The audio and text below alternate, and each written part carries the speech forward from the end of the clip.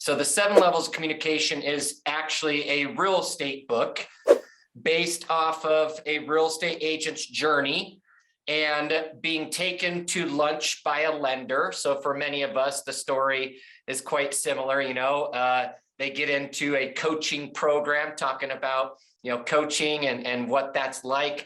But there's really 7 layers of communication in this pyramid that they talk about that I believe is probably one of the most fundamentally sound models to look at, and no matter what, figure out what more of the same you can do. What I mean by that is, in real estate, would you guys all agree, it becomes very easy to think we should be doing something different. What can I do differently to solve or grow or whatever, versus what is there more of the same? And I had a great coaching call this morning with somebody who unfortunately got COVID. It spread through the family. And we were talking about how it made his phone calls difficult to make. And so obviously, knowing what we were talking about today in this call, we talked about the 7 levels of communication. And, after the call, his exact words were, "Hey, man, I was nervous that this call wasn't going to be very productive because I didn't get any of my stuff done that I was supposed to in my coaching assignment, but this was really good." So I hope his messaging relates the same of you guys. It won't be too long, so a little bit of a shorter one. But what I need you to do is grab a paper or some type of thing you can take a note on, and you're going to draw a pyramid. Okay, we got 7 layers to the pyramid. We're going to start at the bottom, and the 7 levels of communication I have also used as a good business planning segment for marketing, meaning just using these 7 layers to say, hey, what exactly does my marketing consist of, whether that be prospecting and or lead generation? And then how can I use this pyramid to also help with conversion? But it's going to help in many ways, but I like it also as a marketing business plan. So the bottom level, all right, of this 7-layer pyramid, okay, is advertising. So just write in there advertising. And this is something, Stefan, that I think many of us can think about, which is, what is more of the same that I can do in advertising? The gentleman I had this morning, he's in LA, he's got billboards all over the place, right? But at the same time, that is a form of advertising. Billboards, newspapers, online leads. Like, how am I advertising myself or my company to generate business and or to communicate at the lowest level, right? Meaning that advertisement, and just when you listen to the great digital marketers, they talk about why digital marketing is becoming more successful with raw camera, vertical versus landscape, is people don't want advertisements. Like, they don't want to be advertised to. What they want to do, though, Zach, is follow your story, your life, and as a real estate agent, how you're sharing useful information to them, but they don't want to be advertised to, right? Would you agree? Yeah, unless they're really in the position, you know what I mean, of wanting information. So these 2, I'm going to kind of close with what type of zones these are, and I think they'll make sense to a lot of you guys. So advertising is the bottom layer. The next layer is direct mail. Okay, so we got 7 levels of communication: advertisement, advertising, and then the next level is direct mail. Okay, think about just a story. You want to invite somebody to an event and they saw it in the newspaper, they saw it on a billboard. Maybe you're attending the event, maybe you're not, you're aware of it, right? Let's just now say you get a piece of direct mail sent to your house now, inviting you to the event. Maybe a little bit more aware. I don't know if it's necessarily going to cause you to want to go, but you know what? It's another layer of communication. After direct mail is electronic communication. Okay, so you start thinking about your marketing, start thinking about Stefan as you're growing your business. Every form of communication, how am I doing it in an aspect of advertising? Okay, I'm just going to lump digital in there. How am I then doing with direct mail, meaning true pieces of content being sent to a home address or physical space? And then now electronic communication. This is obviously your database, your CRM at BombBomb, MailChimp, any of these electronic service providers, and also basic email, right? Just meaning forms of communication, but electronic, okay? The next layer is handwritten notes. This was a good one that I was having in our conversation this morning with a coaching client, because I said, hey, we couldn't make calls, but how many people have referred you business? How many people, when you were circle prospecting, which is a new form of what he was working on over the last month, I said, all those people that you talked to over the last 30 days, why don't we send them a handwritten note? I'm pretty sure that that was a stranger that you connected with. You were doing your circle prospecting, getting them connected with the market, trying to find out then the market to make a change. And you actually got in some good conversations with people. You can also think about this as like, Mark, in the past, if we were door knocking, what would the power be, you know, when people actually came and talked to you, they invited you into your house, or they talked about, you know, the perennials they had in their garden, you know, like how much more powerful would it have been to follow up with the handwritten note after you were really moving through these layers of communication? And the goal of these layers of communication is obviously build like and trust. Jocelyn, good to see you. So Jocelyn, we're walking through the 7 levels of communication. We started with advertising at the bottom of the pyramid. We talked about direct mail, electronic communication, handwritten notes, and now the next one is phone calls. So when you look at Mark, let's just think about some of those Zerpal leads, or Stefan. Let's think about some of the, you know, leads or people you had from the prior job that you were doing, right? Just meaning I got these people, but man, I know I can, how do I market them? Well, they probably don't want to be advertised to. They don't really give me permission to do that. But you know what? If I got them on a list and I'm sharing useful information, maybe that would help. Could I send them direct mail? I guess I could. You know what I mean? Just meaning to warm up this level of communication. All of a sudden, you know, I did their notaries, you know, and all of a sudden they got a piece of direct mail from me now that I'm in real estate business.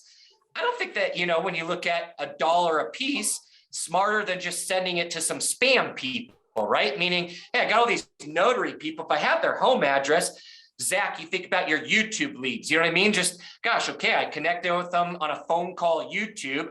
And now what I'm trying to do next though, is after phone calls is events and seminars. Okay, so we got advertising, direct mail, electronic communication, handwritten notes, phone calls, now events and seminars.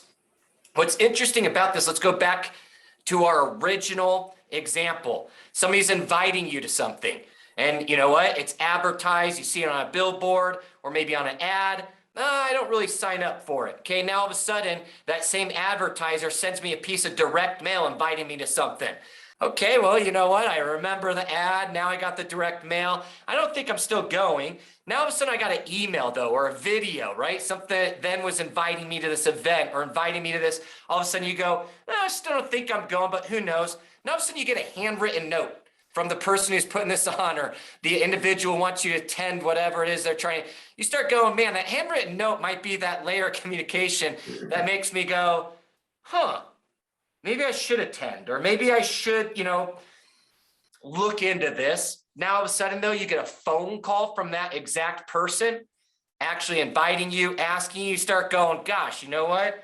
I see how this can help quite a bit. And Zach, you can think about the power of your team's YouTube channel, right? It's like, it's not advertisement, but it fits the form of that lower level communication, right? Like meaning that there's this digital marketing going on, that people are following information. Now, do we need to send them direct mail? I don't think so. I'm just giving examples of it, right? Now, all of a sudden though, you guys have that electronic communication, and you know, the nice part for you guys, those that you kind of see, the higher up the layers of communication, the closer we're going to get to the top of the pyramid, which is one-on-one meetings. Meaning, Zach, when you guys get those YouTube leads, speed the lead, we make that phone call, and now all of a sudden we're actually on a face-to-face Zoom call or some type of appointment. You can see in real estate, it is pretty basic, but sometimes we forget the power of these measures when it comes to when it doesn't work that way. Meaning, Zach, the YouTube leads, for majority of them, as you guys know your stats, are bottom of funnel, right? Meaning like they're somewhere around 4 months out from wanting to close. Mark, we know Zerpal leads are mid to top of funnel, right? Like that's why they cost a fraction of the Zillow leads, is because, well, Zillow is supposed to be bottom of funnel. Sean, as we're looking at like your Boomtown leads or the letters or all these things, what I want you to reference though is what is more of the same that you could be doing to help with the conversion. And the biggest one for me, Here's the reality. You guys know Tom, is that he talks about 554. Like, phone calls are a requirement in his coaching program. Unfortunately, right? He's saying, look, at the end of the day, even if you're great digital marketers like the Living in Dallas, Texas team, the truth of the matter is you still got to make the phone call, right, Zach? Every day. Okay, so yes, we produce content to attract business, but the business to actually get to the one-on-one meeting is the higher you go up this pyramid, the greater the impact is. And I want you to think of advertising, direct mail, and electronic communication as the informational zone. Okay, meaning like, so the informational zone is those bottom three. The influential zone is the top four. So when you're referencing in your business, if you're a little bit behind, we know we got to keep pumping out content to provide information. But if I really want to create influence, and right now, I think some of the greatest influence starts right at that handwritten note section. What I mean by that is like more of the same. So Zach, you think about, hey, I just had this YouTube lead. I made a phone call. Can I send a handwritten note to that person, right? Like, so nice meeting you. I'm so glad we finally got connected from the channel to over the phone. Just wanted to send you a personal thank you and let you know you're in great hands. Looking forward to talking to you soon. Like, how influential in this abundant space that we're running into. And the reason why I'm bringing up these 7 layers of communication now is because this is not stuff that we shouldn't have been doing, but we've gotten away with not necessarily having to do it. The market, and Mark knows this, the markets we've been in have been the easy one for agents to survive. The market that we're headed into is the one where skills and the 80-20 principle is critical to making sure that you're doing the most important things to find success. Because if people's sentiment is low, if the media and their headlines are hurting our cause, less home sales occur, and the short-term benefit for real estate is not as existent as it was in the past. We know that we have to go back to the things that have always worked, meaning more of the same. And what that really is I'm not saying you should go door knock, because now you can buy information. It's cheap. You could get a lot more phone knocks than door knocking, okay? However, face-to-face is more influential than the phone call, in my opinion. So the reality is we have to start layering our communication, is where I really kind of want to close today with, to make sure that we don't just hover in the information zone and we can get deeper in the influential zone. But the example I would give to this is I have a team, Jocelyn, we were talking about this with your team, right? Is 1 year ago, this month, the bottom of funnel Zillow leads that were coming in for the same amount of spend was 72 leads in a given month. This month, it was 26. Okay. And the reason why I share that is, remember, Zillow goes through the same pain we go through.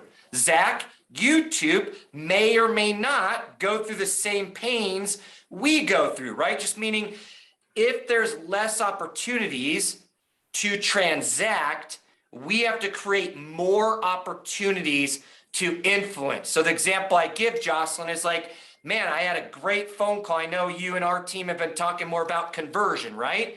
This is exactly what I'm talking about. We probably need a stack of cards that have just little cheap stationery, right? Bend relo, and every Zillow lead, you know what I mean, that you connect with should receive a handwritten note saying thank you, right? That is influence, and that is conversion.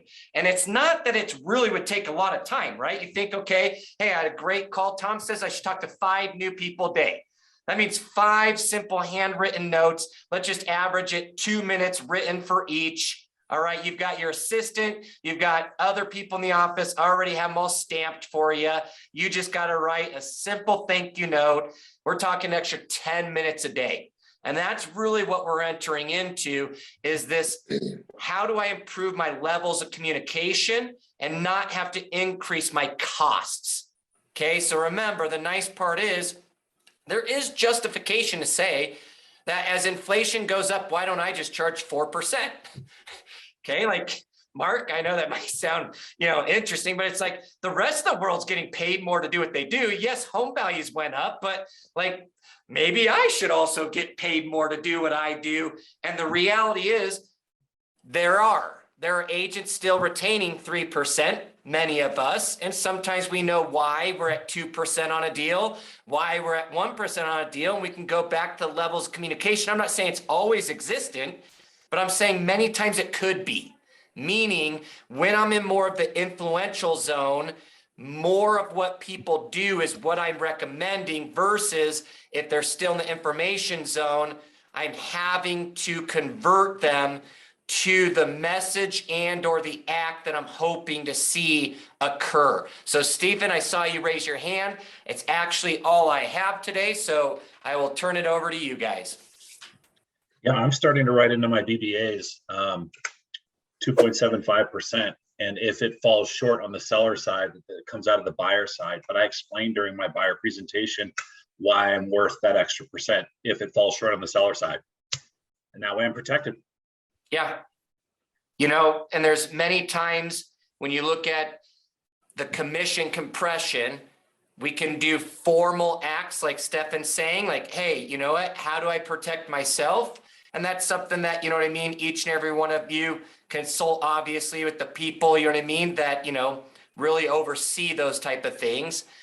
And then you start looking at the other one, which is not the protective act, but it's the influential act, right? Meaning in general, how am I creating so much influence in my levels of communication that people better understand why they would pay me for what I do? And or back to what I was talking about with Jocelyn, is that what they found out with online leads, their sphere, different people, is they're trying to figure out why I work with Mark versus, why do I work with Naya? Why do I work, with Sean versus why do I work with, another person, Zach? And this is the part where, again, the information zone, but then the influence zone, all are relative. I'll give you a good example. That gentleman I was talking to this morning, I was talking about, I know that we've been a little bit sick, gives us plenty of time. What seminar are you teaching? And would you guys all agree, in a way, we probably should be advertising a seminar based off of the current conditions of the markets, correct? Meaning we went from this amazing market, that everybody was booming, I would buy if it wasn't so tough to buy, but I would buy, to this kind of in 90 days, I don't even know if now is a good time to buy. Is anybody buying? That is the moment where influence and information converge. So for all of us, you start thinking, Zach, all the leads I have in my system, could I send some form of electronic communication? Could I send direct mail? What could I send that would be of value when it comes to communication to attend an event? A seminar, right? Online, where I'm going to talk about exactly what's happening in the housing market right now. And what's funny is that the gentleman I was talking to this morning, when I said, okay, so what seminar could we be doing since your calls are behind? It's been 2 weeks with COVID, your calls are behind. We got to add some levels of communication. So man, we're throwing a seminar. I don't even care, but we're doing it. He goes, it's so funny you bring that up. My home buyer seminar before the COVID was my best lead source. You know what I mean? And I was just like, again, doing something different or more of the same, right? So if that was our best lead source, and this is where I want you to use this kind of pyramid as a business plan, is that when you fill out all your advertising in the bottom, that helps you better understand and how to have this every single month, every single quarter, make sure you don't stop doing the advertising that's work, right? So if what you're advertising is a seminar, don't ever get away from doing that. You know what I mean? If anything, how do we do more of that? That's really what it is. Zach, how do you produce more content if we could? Mark, how do we send more handwritten notes if that's what's getting you more one-on-one meetings? But as you can see, the 80-20 principle applies, because the truth of the matter is phone calls and one-on-one meetings make up the smallest portion, right, of this pyramid. Yet that's the 80% of what we actually do that makes us all the money, right? Or 20% of what we do that makes us the majority of our money is the calls, is the one-on-one meetings. But you now start looking at it, you go, you know what? Right below that, handwritten notes. So my challenge to all of you guys to throw just a little coaching moment in an educational, 25-minute segment is I challenge each of you, how many handwritten notes can you send out to be of influence this week, right? Meaning, is it a past client? Is it a lead that's close to booking an appointment? Just like anything, because that's the one that really many people will not do. Even though there's been thousands of books, right, Mark, written on it.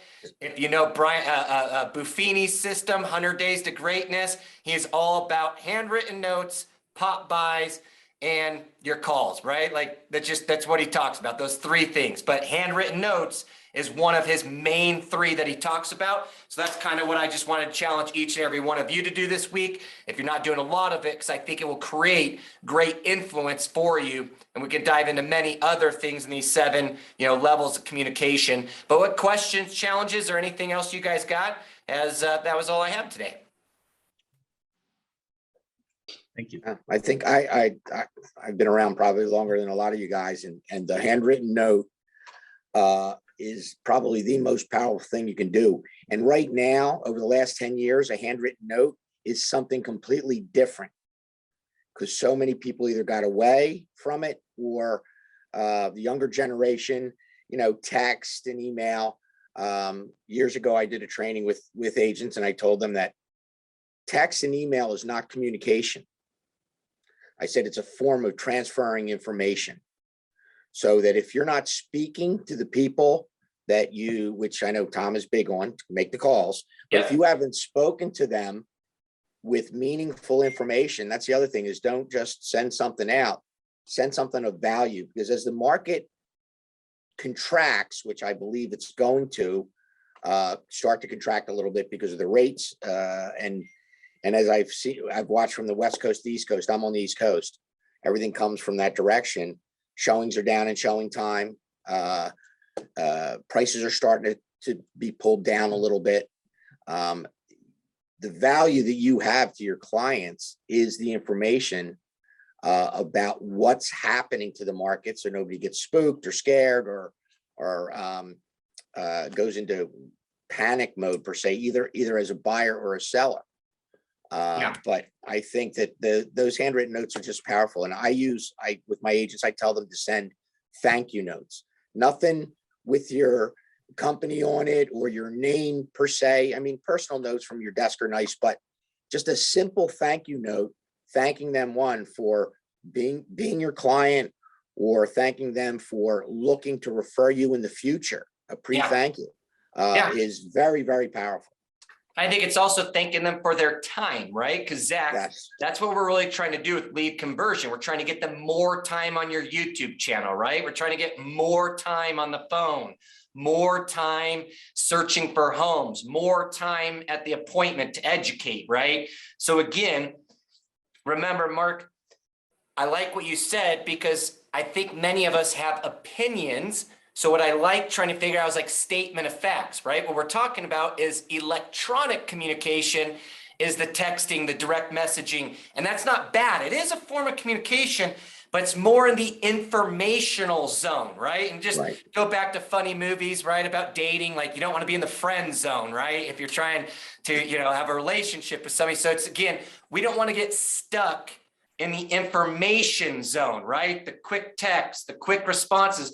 We want to get into the influence zone, which goes back to those handwritten notes, the phone calls, the conversations. And remember, influence usually is created through tone, body language, and more time, right? And we know that you can talk a lot faster than you can text, except for, I don't know, my daughter, she's pretty powerful at it. Mark, I'm sure you can relate. And Sean, I know you got a smile there, right? There's some thumbs that can probably go faster than my mouth. And that's a hard thing to imagine because my mouth moves fast. So, well, guys, I mean, any questions? Anybody have, a challenge that they want to run across? I'd be happy to discuss it in the 7 levels. Have you guys noticed in your markets? I know you guys, I'm not sure where everybody is, different parts of the country. Have you noticed the slow up and the, are prices in your market starting to take a step down or not go that much over asking?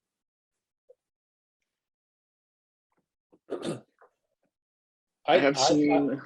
Go ahead. So I've seen a lot more inventory come up. We saw a slowdown basically from April until mid-May. I showed three houses this past weekend, two that actually went off the market. One had 31 offers, one had 25, and another had 11. So we are already right back to where we were right before April. So, I mean, our market dipped for 6 weeks and we're just shooting back up like crazy. These people were doing no inspections, no appraisals, 10-day finance close, 7-day cash closes. Like it's crazy. I mean, we're not seeing anything change. So I definitely know there's areas that have seen things slow down and change. I have a mortgage partner that I talk to him all the time. Like, what are you seeing? Because we want to know, you see it first, then we see it next. So tell us what you're seeing, and then we're going to tell you what we see and see if we're both on the same page. If not, there's a disconnect, and we need to find out where that disconnect is. Good, thanks. Sean, what were you going to say? I felt like I was seeing a little pattern for a little while where properties were sitting on the market a little bit longer and you were seeing price reductions. But this weekend was nutty. Like, I had an incredible weekend. I have 4 under agreement and 1 waiting to hear. So if I'll go under agreement, 3.7 million this weekend. Congrats. Thank you. But Hey, Sean, keep talking. They were over. They were over asking except for 1. Nice. So Mark, you know, what's interesting about that is I was listening to Altos data this morning and they were talking about like historical trend, normal price reductions in America is 37%, just meaning 1 out of 3 homes almost, you know what I mean, reduced price. It's like normalized market, right? He was saying that this week it's at 23%. However, last May was 15, right? Like, so you look at like last year. So he's saying he's expecting that come August, most likely we will see about 35%. So we're at 23 right now. And I think that what we're running into is exactly what you just heard, which is either A, if it's good condition, priced well, you know what I mean? It's going to do well. If you overprice it at all with any ill-advised, you know what I mean, or lack of advice from your, you know, your listing agent, those are the ones that are sitting. So I don't know, you know, maybe you still have some in some markets, but in general, I think that's what it's going to be, right? Is we're into now true pricing excellence and handling, you know what I mean, the seller's emotions. So that's a whole nother, a lot longer than 25 minutes, 7 layers communication training, right? Cool. Stefan, what do you guys see in Arizona? A lot more inventory, but it's still, you know, it's still fast and furious. You know, they're going on the market and they're off the market in a matter of days with multiple offers still. But we are starting to see more, a little more Binzer activity. Yeah. A little more requests in that regard. I'm seeing, you know, some counter activity on pricing as well too. But it's still fast and furious here. Yeah. So Mark, it's almost like a testament, right? That this is going to become regional and local, right? You know what I mean? The states are going to dictate a lot right now. So interesting. Yeah. Cool. All right, Yeah, gents.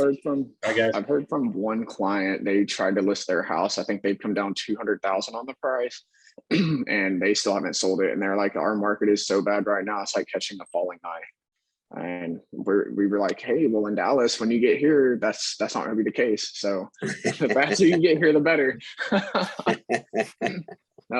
So funny, we're talking about handwritten notes. I don't know why you can't see this, but I actually keep this from my lender on my desk every single day. Let me unblur this. There we go. So It's from my lender. I keep it every day just because I'm like, that's motivation. Nice. But That's awesome. it's Well done, the Brian. yeah, it's the only one that I've got as far as like somebody sending me something. So I like it. Definitely something I know I can work on myself. And then, like you said, I mean, I was looking through these. We definitely hit advertisement, electronic communications, phone calls, events and seminars. Did you know about our client appreciation party that we threw? No, I'll have to hear about it though. I've been talking to the guys about making sure we're running those. So very proud of you guys. Repeat referral business is critical for where you guys are all at because you're high producing, right? We it was a good turnout too, though. I would say at least a fourth of the people that we closed showed up, which is pretty good considering it was Memorial Day weekend. Yeah. So I'm like, Awesome. that's a good turnout in my opinion. I think the fall one we're gonna do will be a lot better because nothing's going on then. So we'll see how that goes. And I definitely think we do the one-on-one meetings. Like I'm looking at this, like I'm actually about to start doing a direct mail ad myself. I'm getting in the sports program for Prosper. So I'm gonna run that for the football team. If it goes good, I'm going to do Salina as well next year. And then I can definitely do the handwritten notes. I actually used to have a software for that. You can pay, I think it's like 50 cents a note or something like that. And they'll write up all this stuff and send it out.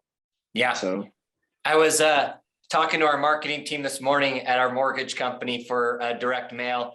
And I was like, I want a piece that's like 10 things you can use our direct mail for. Like, you know what I mean? Like, because people just throw it away, but just more eye-catching stuff, you know? And then that way, hopefully, if they stop and actually see your direct mail, then I do believe you got companies like Addressably and like there's a handwriting one, but then sending like the mailer, right? You know what I mean? Yeah. For 1 month versus, you know, the 2 you have. So, all right, cool. Well, gentlemen and ladies, Jocelyn, have an amazing day. Thank you guys for your time. I'll see y'all next week.